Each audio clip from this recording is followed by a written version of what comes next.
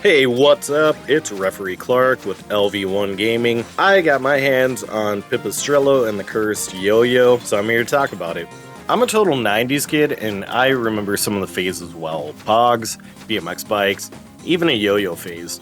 I remember saving up my allowance for one of the Omegas and learning all sorts of tricks like walk the dog, around the world, and rock the baby.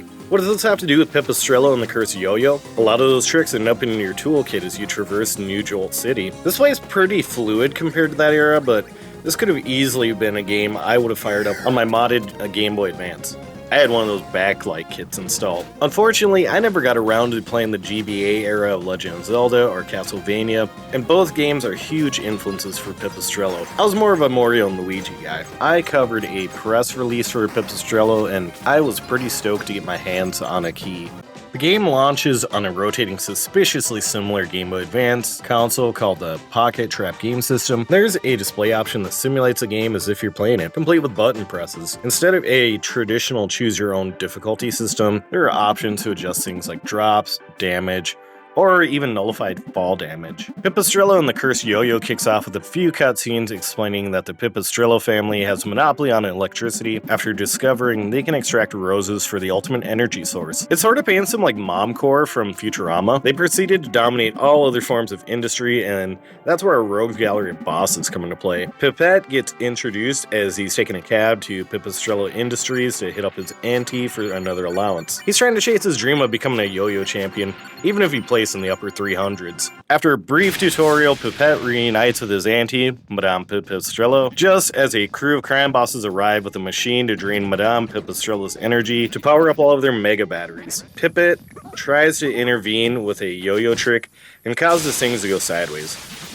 Somehow, Madame Pipistrello's soul gets trapped in Pippit's yo-yo, and she sort of acts as a curmudgeonly Navi for the remainder of the game. Pippit makes it to the family safe house, which serves as your save point, place to upgrade badges, and swap out your moves. You start with two of the crime bosses marked on your map. The game map is huge, and I like that it automatically calls out side quests and collectibles markers and exclamation points. This is a Metroidvania, so there's a gameplay loop of unlocking a new skill and exploring a previously inaccessible area. Pipistrello and the Cursed Yoyo does an awesome job at little quality of life things like if you lose all of your hearts, you can retry the room at a cost. Certain badges allow you to mitigate those costs. If you drop an item, it automatically respawns in the room. I groaned at the idea of a fetch quest and so much backtracking until I realized I could just use a fast travel system to quickly grab the item, hop in a cab, and hand it over to the NPC. All of the side areas and side quests either reward you with heart containers, badge points, or money, and they're just the right amount of challenging. The only thing that would get a little wonky is when you would try to chain together skills like wall jumping and running across water, but that's probably just a skill issue. It feels like you're trying to power up Pipistrello versus just platinum hunting collectibles. I'm notorious for trying to find all of those areas before even progressing a main quest line. The upgrade system has an interesting dynamic. You find Pippit's cousin, Pepita, while exploring, and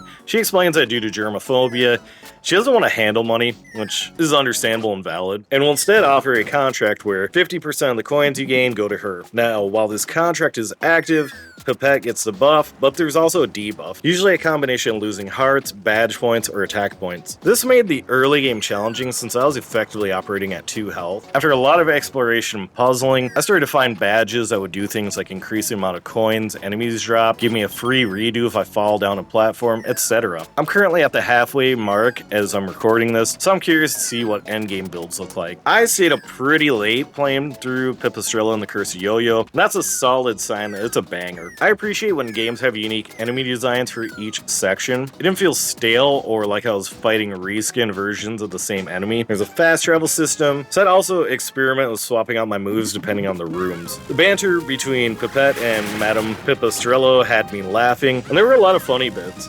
I purchased some popcorn thinking it'd be a quest item, and got destroyed by pigeons when I tried to throw it. The team added plenty of anti-frustration features, and managed to find that fine balance between keeping these challenging, and not like you're gonna steamroll through the game in God mode. Pipistrello and the Cursed Yoyo is available now on all consoles and Steam.